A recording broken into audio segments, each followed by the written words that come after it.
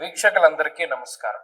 November మాసమందు మీ రాశి వారికి ఏ విధమైనటువంటి గ్రహస్థితి ఉన్నది? ముఖ్యంగా నవంబర్ మాసము చాలా కీలకమైనటువంటి మాసం.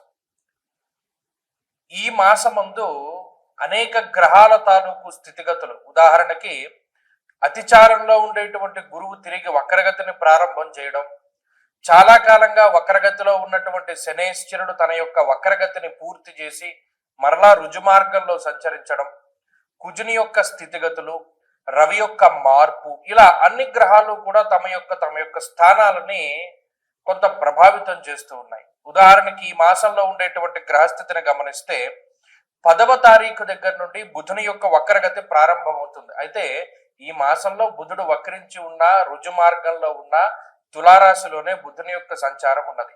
అలాగే రాహుకేతువులు కుంభ సింహరాశులు ఎందే ఉన్నారు, గురువు కర్కాటక రాశి ఎందే ఉన్నారు, శనేశ్వరుడు మీనరాశి ఎందే ఉన్నారు. కాకపోతే శనేశ్వరుడు ఈ మాసంలో 28వ తారీఖు వరకు వక్రగతిలో ఉండి మాసం చివరిలో మాత్రం వక్రత్యాగం చేస్తారు, అంటే వక్రగతిని వదిలిపెట్టేస్తారు. ఇవి ఫిక్స్డ్ గా ఉండేటువంటి గ్రహాలు. వీటితో పాటుగా శుక్రకుజులు కూడా వృశ్చిక రాశి ఎందే ఉన్నారు. అంటే మీరు గమనించండి, గురుడు, రాహువు, కేతువు, శనేశ్వరుడు, కుజుడు, బుధుడు, అలాగే ఈ మాసమందు శుక్రుడు కూడా ఆల్మోస్ట్ స్థిరంగానే ఉన్నారు. మిగతా గ్రహాలు అంటే పర్టికులర్ గా రవి గ్రహం యొక్క స్థితిగతులను గనక మనం పరిశీలన చేస్తే 16వ తారీఖు వరకు తులారాశి యందు, 16వ తారీఖు తర్వాత వృశ్చిక రాశి యందు రవి యొక్క సంచారం అనేటువంటిది ఉంటుంది. కాబట్టి ఈ మార్పు ప్రభావితం చెందిస్తూ ఉంటుంది. గురుని యొక్క అతిచారము, శని యొక్క వక్రగతి ముగింపు, ఇవన్నీ కూడా తీవ్రమైనటువంటి ప్రభావాన్ని చూపించబోతూ ఉన్నాయి ఈ నవంబర్ మాసంలో.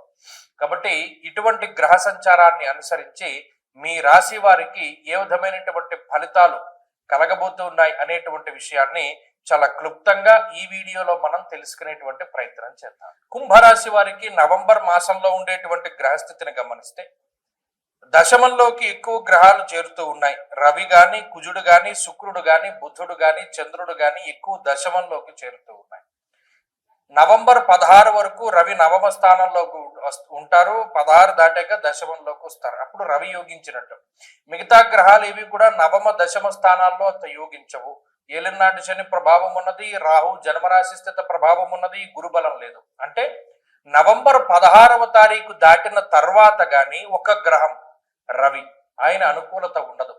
మిగతా గ్రహాలన్నీ కూడా ప్రతికూలమైనటువంటి స్థానాల్లో ఉన్నాయి. కాబట్టి మరి గత మాసాలతో పోల్చుకుంటే కుంభానికి ఇది ఒక చిన్న దెబ్బ కిందే చెప్పచ్చు. ఎందుకంటే మీరు గతంలో పరిశీలన చేయండి, గత 2 నెలలుగా గురుబలం ఉన్నది, అలాగే మిగతా గ్రహాల తాలూకు సపోర్ట్ ఉన్నది. కనీసం శుక్రబుధులైనా యోగించారు. ఇప్పుడు ఆ శుక్రబుధుల యొక్క అనుకూలత కూడా అంత ఎక్కువగా కనబడడం లేదు.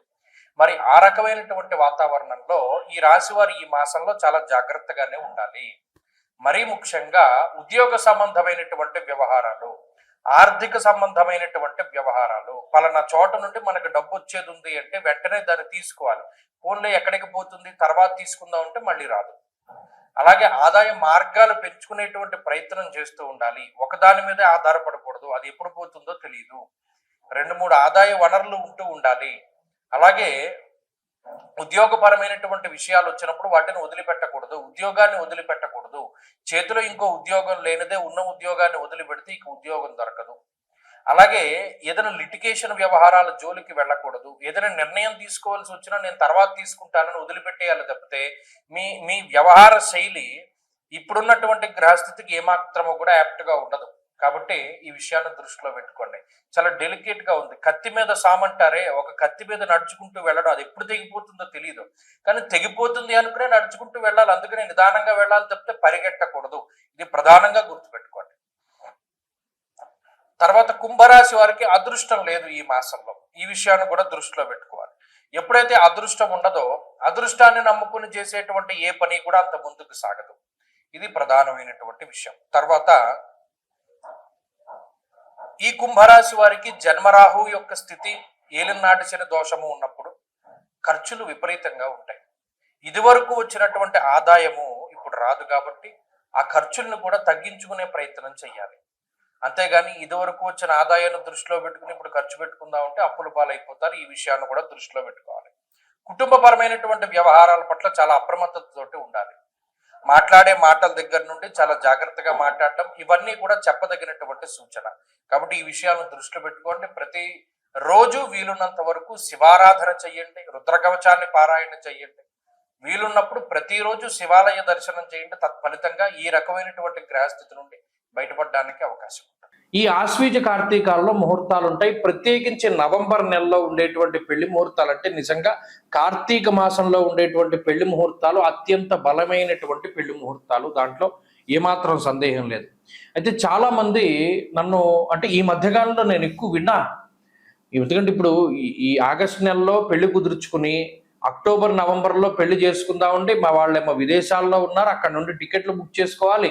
మాకు ఎవరో చెప్పారండి కార్తీక మాసంలో పెళ్లి చేయకూడదుట, కార్తీక మాసంలో పెళ్లి చేస్తే చాలా ఇబ్బందిట, లేదు పెళ్లికి ఏం దోషం లేదన్నారండి, కానీ శుభ కార్యక్రమం ఆ రోజు చేయకూడదు, అంటే గర్భాధానం ఇంకా చెప్పాలంటే ఫస్ట్ నైట్ లాంటివి చేయకూడదుటండి, అలా చేస్తే చాలా అరిస్ట్ అంటది. కార్తీక మాసం అంటే శుభ కార్యక్రమాలు అంటే మన పుణ్యమాసం కదా, మనం గుడ్డు తినం లేకపోతేనేమో నాన్ వెజ్ తినం మానేస్తాం, అలాంటిది మరి ఈ ఫస్ట్ నైట్లు అవన్నీ ఎలా చేస్తారండి, గర్భాధానాదులు ఎలా చేస్తారండి, అందుకనే కార్తీక మాసంలో పెళ్లి చేయకూడదని చెప్పారండి అన్న మాటలు నాకు ఈ మధ్యకాలంలో చాలా వినపడ్డాయి. విస్మయానికి గురయ్యాను నేను. ఏమిటిది ఇంత వ్యతిరేకమైన ప్రచారం కనబడుతోంది. ఇంకొక ప్రచారం కూడా కనపడింది, అది ఇంకో వీడియో చేద్దాం అనుకున్నాను కానీ దానికి అంత అవసరం లేదు. ఏమంటే పెద్దవాళ్ళు పైన ఉండాలి, చిన్నవాళ్ళు కింద ఉండాలి తండ్రి ఇంట్లోనూ. మా ఊర్లో అందరూ చెప్పుకుంటున్నారు పెద్దవాళ్ళు పైనే ఉండాలి, చిన్నవాళ్ళు కింద ఉండాలంటే, అలా లేకపోతే అరిష్టం జరుగుతుందిట అని. ఇదేంటమ్మా ఇలాంటి వింత పోకళ్ళు ఎక్కడి నుండి వస్తున్నాయి? మీకు ఒక చిన్న సూక్ష్మం చెప్తాను వినండి. ఇప్పుడు పెద్దవాళ్ళ భుజాల మీదకి ఎక్కి పిల్లలు ఆడుకుంటారు, అవునా కదా అని అడిగాను. అవునండి, పెద్దవాళ్ళ భుజాల మీద ఎక్కి చిన్నపిల్లలు ఆడుకుంటారు. అంటే అప్పుడు పెద్దవాళ్ళు ఎక్కడున్నారు? కింద ఉన్నారు. పిల్లలు ఎక్కడున్నారు? పైన ఉన్నారు. అంటే పెద్దవాళ్ళు కింద ఉండాలి, చిన్నవాళ్ళు పైన ఉండాలి. అంటే గ్రౌండ్ ఫ్లోర్లో తండ్రి గారు, పై ఫ్లోర్లో అన్నగారు, పై ఫ్లోర్లో తమ్ముడు, ఆ పై ఫ్లోర్లో అందరికన్నా చిన్న తమ్ముడు, అలా ఉండొచ్చు. ఇంకొక రకంగా అసలు ఈ శాస్త్రం ఎందుకు పెట్టారండి అంటే పెద్దవాళ్ళు వయసులో పెద్దవాళ్ళు కాబట్టి మెట్లు ఎక్కి అన్ని ఫ్లోర్లు పైకి ఎక్కలేరు కాబట్టి వారు కిందే ఉంటారు. వచ్చిన వాళ్ళ గురించి వాళ్ళు ఆరా తీస్తూ ఉంటారు. పెద్దవాళ్ళు కాబట్టి అన్ని విషయాలు తెలుస్తాయని వాళ్ళని కింద పెట్టారు. చిన్నవాళ్ళు పైకెక్కగలరు, శరీరం సహకరిస్తుంది కాబట్టి పైన ఉండాలి అన్నది కూడా వాస్తులో మర్మం. దీన్ని మార్చేసి పెద్దవాళ్ళు పైన ఉండాలి, చిన్నవాళ్ళు కింద ఉండాలని మొదలుపెట్టారు. ఇది నేను ఆశ్చర్యపోయినటువంటి విషయం. ఇంకొకటి, ఈ కార్తీక మాసంలో పెళ్లి చేయకూడదటండి, పెళ్లి చేసినా కూడా ఈ శుభకార్యం చేయకూడదటండి అని మొదలుపెట్టారు. ఎవడు ప్రచారం చేస్తున్నాడు? ఇవన్నీను తప్పు కదా. ఇప్పుడు ఒక విషయం చెప్తాను, గుర్తుపెట్టుకోండి. కార్తీక మాసము అన్నది నా కార్తీక సమో మాస, అసలు దాంతో సమానమైనటువంటి మాసం లేదు. దేనికి? దానం చేయడానికి. కన్యాదానంలో ఒక సంకల్పం చెప్తారు, దశా పూర్వేషాం దశా పరేషాం మద్వంశానాం మాతృవంశానాం పితృ నరకాతుత్తీర్య శాశ్వత స్వర్గలోక ప్రాప్త్యర్థం కన్యాదానం అహంకరిష్యే అని చెప్పి ఆ కన్యాదాత సంకల్పం చెప్తాడు. అంటే ఏంటి? ఇటు దశాపూర్వేశాం దశాపరేషాం అంటే 10 తరాల ముందు 10 తరాల తర్వాత ఉన్నటువంటి వాళ్ళు ధరించిపోవడానికి ఈ కన్యాదానం చేస్తున్నాను నేను. సాలంకృత సహిరణ్యోదక కన్యాదానం అహంకరిష్యే, అలంకారం చేసి కన్యాం కనక సంపన్నాం కనకాభరణేర్యుతాం అంటే అంత కనకాభరణాలతో కూడా అలంకారం చేసి దానం చేస్తున్నాను అంటే ఎంత తరించిపోతారు. ఒక బంగారం దానం చేయడమే చాలా కష్టం ఈ రోజుల్లో. అలాంటిది అన్ని కాసుల బంగారము, అంతకన్నా విలువైనటువంటి అమ్మాయిని దానం చేస్తే కలియుగంలో, అందులోనూ కార్తీక మాసంలో ఈ 21 తరాల వాళ్ళు ఎంత తరించిపోతారు. ఈ విషయాన్ని మానేసి కన్యాదానం చేయకూడదు లేదా పెళ్లి చేయకూడదు అనేటువంటి ధోరణి రావడం అనేటువంటిది చాలా పొరపాటు. కాబట్టి అది తప్పు. పెద్దవాళ్ళు పైన ఉండాలి అన్నది తప్పు. ఈ రెండిటిని కూడా మార్చుకోండి. పెద్దవాళ్ళు కింద ఉండాలి, చిన్నవాళ్ళు పైన ఉండాలి.